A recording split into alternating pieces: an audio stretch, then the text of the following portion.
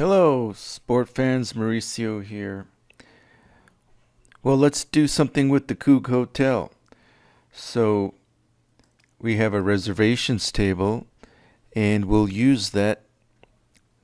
Customers or guests will make a reservation in advance of them arriving the premises. That's this first stack. That's an insert statement to the reservations table, only some of the columns. All you know is their guest ID, when they want to come, what type of room do they want. Then they arrive. So I broke it into 3 steps. So first you make the reservation, then the customer arrives, and then you have a check-in process. So we have to find the reservation for the guest and see if there's any changes. Maybe they want to leave quicker. Maybe they want to tack on a few days. Maybe they want to change the room type. Maybe they have more people than they said they were going to have. Maybe we need to give them more towels. So when they check in, things can change. So we can't just turn on the reservation. But we do have to open the reservation and start accruing extra services to it. So you can have extra services. My extra services for my hotel are horseback riding, archery, champagne room service, cooking class, and a roller bed. So these are optional, though. They may not need any of those, but we need to assign services to the reservation as needed. All right, then they stay, and then it's time to go. So also in the check-in process, we only know that they want, for example, a deluxe king or a double queen or junior suite or executive suite. So not only might that change, but when they arrive, we only know what type of room they want. We have to go get a room of that room type. So rather than assign a room to the reservation when they make the reservation, when they arrive, we assign the room to the reservation. That's a little, something that might be changed, but that's what we got for today. So then so you might accrue services, horseback riding, etc. So then when it's time to check out, they only know their guest ID. They don't know their reservation ID. So, and there'll be a web page eventually that they'll pick from a list, or the hotel employee would pick the customer name from a list or the guest name, and then it would record the guest ID. But when they want to check out, we'll see, okay, which guest is it, and then from that we'll see which reservation is it, and then we'll calculate the room charge, beginning date or end date minus beginning date times dollar amount per nightly rate is the room charge. Extra services charge is totaling up all these extra services, and they may get champagne service on Thursday night and then get it on Friday night also. So we have to add one row to extra services table for each, and I'll show you all this for each extra service. And some of the services, there's units. Horseback riding, is that for one person? Is that for 2 people? Is that for 3 people? So we also have the number of units purchased. And if they wanted to go horseback riding again, so you would just add units to that line item.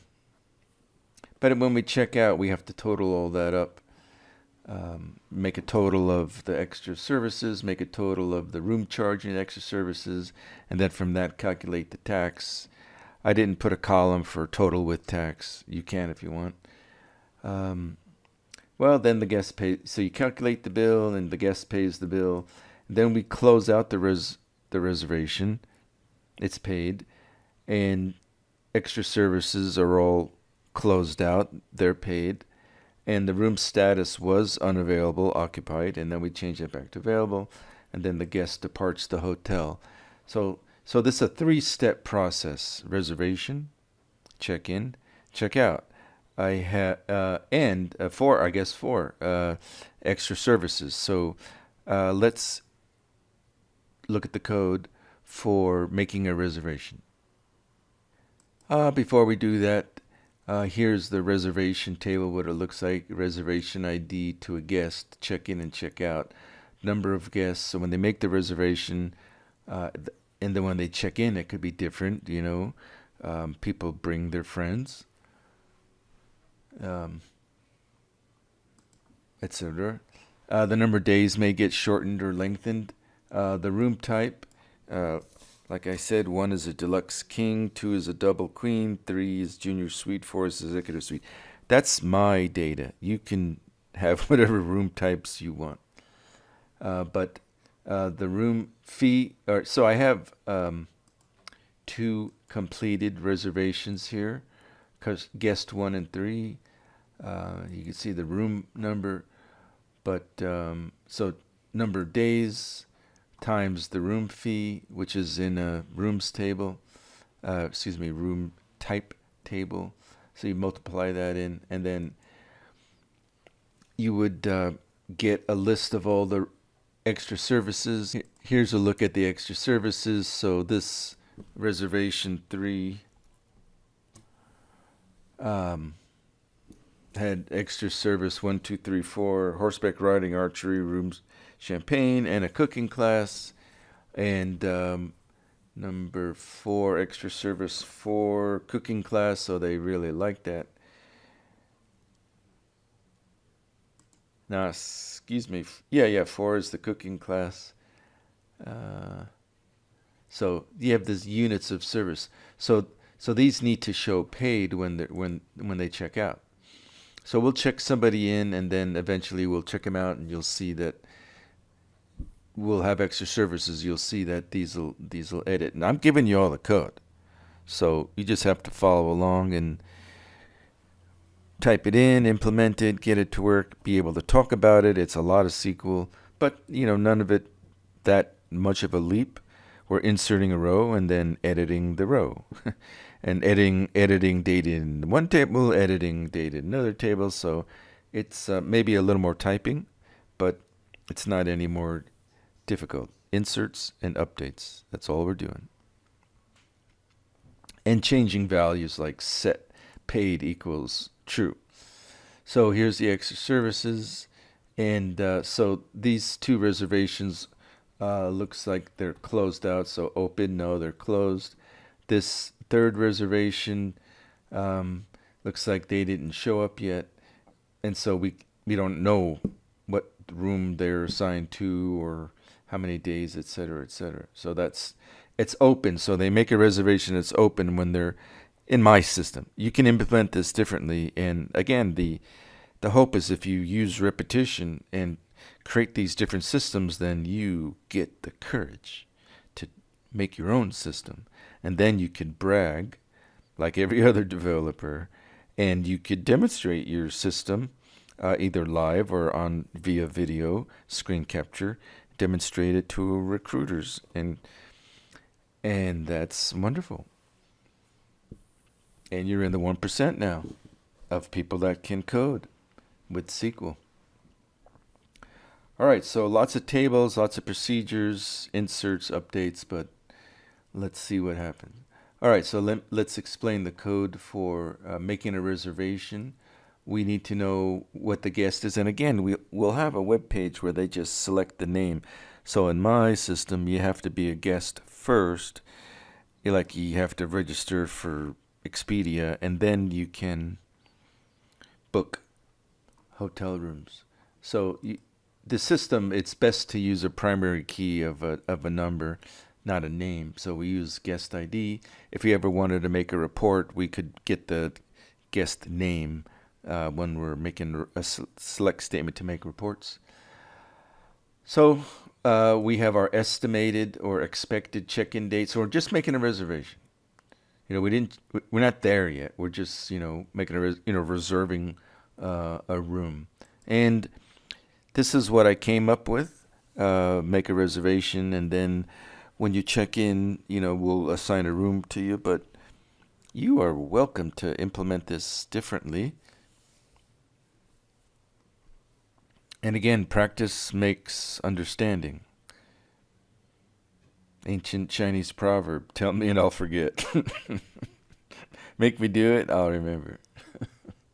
So here, please implement this code. You can see it. So they know the estimated check-in, check-out date, number of guests, and do I want a deluxe king, double queen?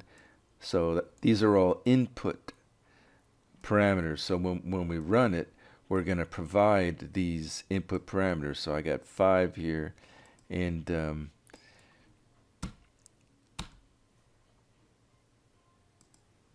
so 1, 2, 3, 4, 5, and then we just give them values. All right, so begin, and so the first thing we're going to do is pretty cool date diff. So date diff is also in Excel. So we're going to calculate the number of days from the check-in date to the checkout date, and store that in the number of days, local variable, because when we do our reservation, we want to know, so we'll assign the reservation ID auto increment. We need to provide the guest ID, check-in date, checkout date, number of guests, number of days. So we're going to calculate the number of days, and the room type ID. So we don't know which room is assigned, the room fee, all of that's later. But we are setting the reservation as open. But it's just a simple insert statement. You've done that before. But we do need the number of days. So local variable. So again, when you create the procedure, if you have to give it data, that's an input parameter. You have to give it data. If you don't give it that data, you can't set up a default value. Didn't do that. But if you don't give it, in this case, if you don't give it 5 values, it's going to crash. So when we have a web page, you can do error checking for things like that, or again, provide default values. But we have 5 pieces of data to make a reservation, and then during the script, during the processing, we need to know how many days. So we'll just subtracting date diff, and you can do get date if you wanted to do get date is like now or today. But we're going to provide it's not going to be today you're checking in. You're not making a reservation for today. We want them to specify that, and again, we should have a nice web page with a little calendar. That'd be cute, and then that would send this value, check in, check out. But we're just calculating the number of days. So I've got this capped at 3 digits. So after 999 days, yeah, the system won't work. All right. So is this guest valid? Does it exist? That a guest that we specify is in the guest list. If the guest is valid, great. Otherwise, if the guest is not valid, stop the program. You don't have that guest. Same with room type. So they want a junior suite or whatever, but is that room type valid? All right, so let's run this thing. So I have guest number 3 coming in for 9 days, 3 guests, and they want a double queen. Guest is valid, room type is valid, that's nice. And then we have a guest 5 who's coming in just for 4 days, and it's just 2 people, but they want the executive suite. So far, so good. And then let's see that data. So we have 2 new rows here, 3 guests, 2 guests, 9 days, 4 days. But we don't have any room assigned yet or anything like that. So that's a good start, and we'll see you in the next video.